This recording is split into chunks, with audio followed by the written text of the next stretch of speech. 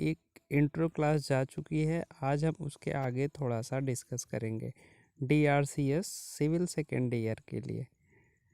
ठीक है, चलते हैं विषय पर चलते हैं। इंट्रोडक्शन परिचय। DRCS जिसका फुल फॉर्म है design of reinforce concrete structure. ये सिलेबस पहले 5th सेमेस्टर में पढ़ाया जाता था सिविल 5th सेमेस्टर में, जिसे अब मॉडिफाई करके 4th सेमेस्टर में ले आया गया है। जहाँ पहले हम वर्किंग स्ट्रेस से पढ़ते थे, अब वही चीज़ें हमें लिमिट स्टेट मेथड पे पढ़ाया जाएगा।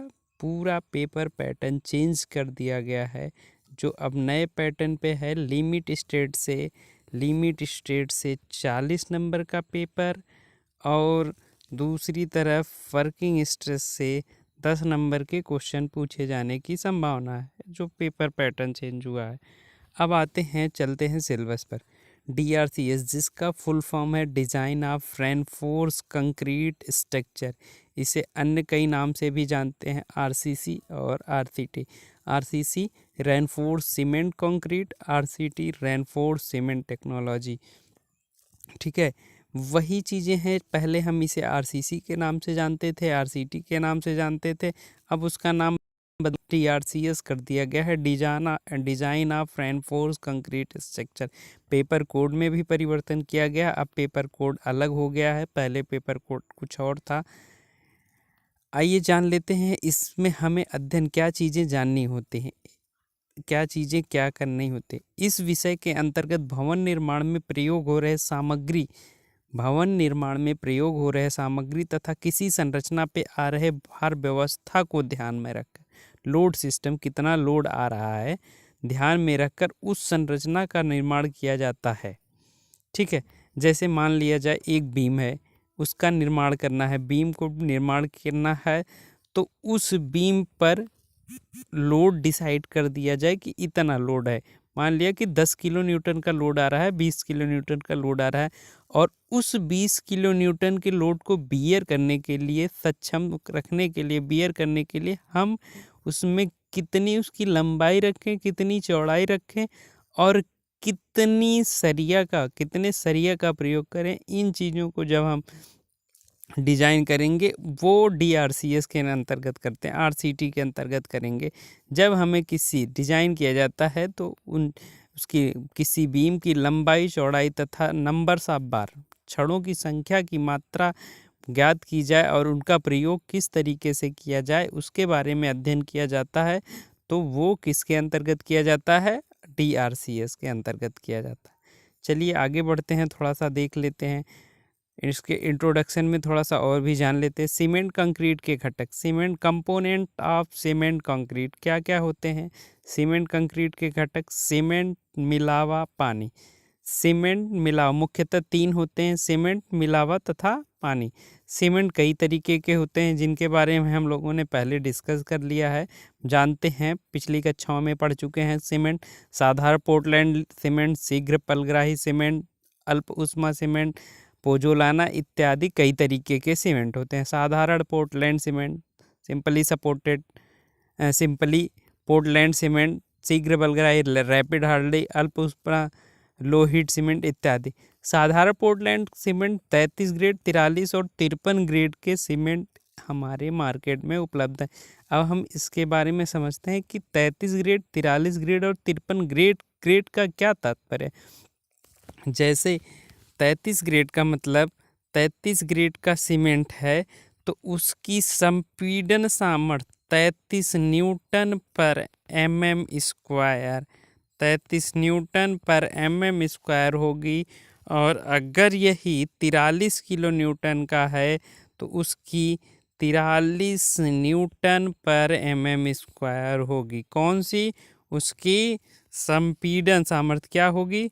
उसकी संपीड़न सामर्थ्य। ठीक है, उसकी संपीड़न सामर्थ्य को हम दर्शाते हैं। उसकी संपीड़न सामर्थ्य क्या होगी?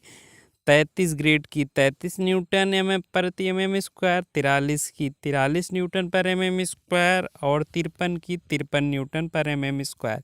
ठीक है, तो इसका तात्पर्य यह है कि 33 ग्रेड की पोर्टलैंड सीमेंट जो होगा वो क्या होगा?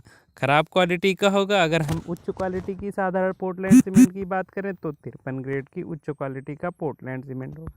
ठीक है, अब आगे बात करते हैं मिलावा की। मिलावा दो तरीके के होते हैं, महीन मिलावा और मोटा मिलावा। महीन मिलावा, जो मिलावा 4.7 mm 4.7 mm की चालनी से चल जाए, मतलब अगर हम 4.75 mm की चालनी ले 4.75 mm की चालनी ले और उससे किसी मिलावे को चालें, अगर उससे छन जाए उस चालनी से, किस चालनी से, 4.75 mm की चालनी से अगर मिलावा छन जाए तो उसे क्या बोलेंगे, महीन मिलावा बोलेंगे। अगर 4.75 mm की चालनी पर वह मिलावा रुक जाए तो उसे हम मोटा मिलावा कहेंगे। ठीक है, मोटा मिलावा महीन मिलावा क्या होता है कि हमें बस एक चीज़ याद रखनी है कि 4.7 mm की चालनी जो उससे गुजर जाए वो महीन मिलावा और जो उस पे रुक जाए वो मोटा मिलावा। पानी की बात करें तो पानी का पीएच मान 7 रखा जाता है। ठीक है, अब आते हैं आरसीसी में। दो टेक्निकल वर्ड होते हैं, एक आरसीसी जिसे बोला जाता है, एक पीसीसी बोला जाता है।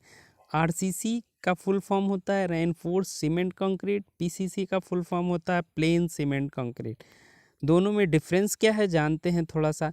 आरसीसी जब किसी मिलावे में छड़ का प्रयोग किया जाए, बार का प्रयोग किया जाए तो उसे उस स्ट्रक्चर को आरसीसी रेनफोर्स्ड सीमेंट कंक्रीट कहते हैं, प्रबलित सीमेंट कंक्रीट कहते हैं।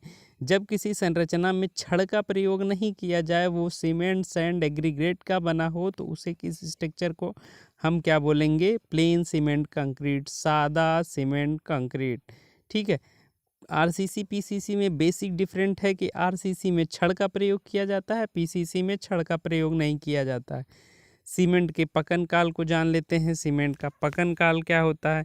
सीमेंट का पकन काल, साधारण पोर्टलैंड सीमेंट का प्रारंभिक जमाव काल 30 मिनट और अंतिम जमाव काल 10 घंटे होता है। शीघ्र बलग्राही सीमेंट का प्रारंभिक जमाव काल 5 मिनट और अंतिम जमाव काल 30 मिनट होता है। ठीक है, इस पे इतना ही डिस्कस किया जाएगा। बल्किंग ऑफ सैंड, बालू का फूलना, एक नया टॉपिक है जो सीटी में हम लोगों ने पढ़ा होगा। बल्किंग ऑफ सैंड, नमी के संपर्क में आ जाने के बाद बालू के आयतन में होने वाली वृद्धि। नमी के संपर्क में आ जाने के उपरांत उसके आयतन में होने वाली वृद्धि को हम बालू का फूलना अर्थात बल्किंग ऑफ सैंड करते हैं। अगर उस पे आयतन में 5% की नमी आ जाए बालू में तो उसके आयतन में 30% की वृद्धि हो जाती। कितने प्रतिशत की? 5% की नमी पर 30% की वृद्धि हो जाती है। आगे बढ़ते हैं, थोड़ा सा देखते हैं क्या है जल सीमेंट अनुपात। जल सीमेंट अनुपात, water cement ratio. Water cement ratio बराबर होता है weight of water upon weight of cement. जल सीमेंट अनुपात बराबर जल का भार बट्टे सीमेंट का। जल पहले है तो जल कहाँ हो जाएगा? ऊपर, और सीमेंट बाद में है तो सीमेंट नीचे। तो परिभाषा किस तरीके से होगी? जल सीमेंट अनुपात, जल पहले है तो और बाद में क्या है? सीमेंट। जल के भार तथा सीमेंट के भार के अनुपात, देखिए बट्टा लगा है ना, जल के भार बट्टा सीमेंट के भार, सीमेंट के भार के अनुपात को, सीमेंट के भार के अनुपात को जल सीमेंट अनुपात कहते हैं। जल के भार तथा सीमेंट के भार के अनुपात को जल सीमेंट अनुपात कहते हैं। ठीक है, एक छोटा सा टॉपिक और डिस्कस करते हैं आज के लिए, कंक्रीट की अभिलाक्षणिक सामर्थ्य। कंक्रीट की अभिलाक्षणिक सामर्थ्य क्या होती है? कंक्रीट की अभिलाक्षणिक सामर्थ्य वह सामर्थ्य होती है जिस पर कोई ग्रेड का मसाला तैयार किया जाए, जिस पर कोई ग्रेड का मसाला तैयार किया जाए और उसकी जांच की जाए, जांच में 95% प्रतिदर्श पास हो जाए और 5% प्रतिदर्श फेल हो जाए, तो उस प्रकार की उसकी उसकी अभिलाक्षणिक सामर्थ्य को दर्शाते हैं। इस चीज़ को समझ लेते हैं। जैसे कि हम M20 ग्रेड का मसाला लें, M20 ग्रेड रेशियो का क्या होता है? M20 ग्रेड का रेशियो क्या होता है जान लेते हैं। M20 का होता है 1, 1.5 और 3। ठीक है, AM20 रेशियो भूकंप रोधी भवन निर्माण करने के लिए किस ग्रेड का प्रयोग किया जाता है? AM20। 1:3 का रेशियो है। 1:3 के रेशियो पे पहले क्या होता है? सीमेंट होता है। पहले क्या होता है? सीमेंट होता है, फिर सैंड, फिर एग्रीगेट। 1:3 के रेशियो पे हम कोई मसाला तैयार करें, कोई प्रतिदर्श तैयार करें और उसकी प्रॉपर 28 दिनों तक तराई करने के उपरांत 28 दिनों तक तराई करने के उपरांत उसकी कंप्रेसिव स्ट्रेंथ चेक की जाए। उसकी कंप्रेसिव स्ट्रेंथ चेक की जाए। उसकी कंप्रेसिव स्ट्रेंथ 20 न्यूटन पर mm² से कम नहीं होनी चाहिए। तो क्या हो गया? वही उसकी अभिलाक्षणिक सामर्थ्य को दर्शाता है। यम मिक्स को दर्शाता है, किस ग्रेड का है, कौन सा मिक्स है, क्या रेशियो है, यम मिक्स को दर्शाता है। और उसके आगे लिखा हुआ अंक 20 उसकी अभिलाक्षणिक सामर्थ्य को दर्शाता है। Thank you. आज के लिए अगली क्लास में हम मिलेंगे, different between working state method and limit state method पे चर्चा करेंगे। क्या भिन्नताएं होती हैं? मोस्ट इम्पॉर्टेंट क्वेश्चन है, कई बार एग्जाम में पूछा जा चुका है। और थोड़ा सा डिस्कस करते हुए सीधे सिलेबस की तरफ बढ़ेंगे, आगे चलेंगे। अगली क्लास में हम सिर्फ और सिर्फ बात करेंगे वर्किंग स्टेट मेथड और लिमिट स्टेट मेथड पे क्या है, कार्यकारी प्रतिबल विधि तथा सीमा अवस्था विधि में अंतर, उसकी संकल्पनाएं, एजम्पशन पे बात करेंगे। 2 मोस्ट इम्पॉर्टेंट क्वेश्चन होंगे जो कभी आप शरण उठा के देखेंगे, आपसे सबसे ज़्यादा क्वेश्चन पूछे जाते हैं थ्योरी के, आप उस पर ध्यान दीजिए। Thank you. आज के लिए बस इतना ही, अगली क्लास में मिलते हैं।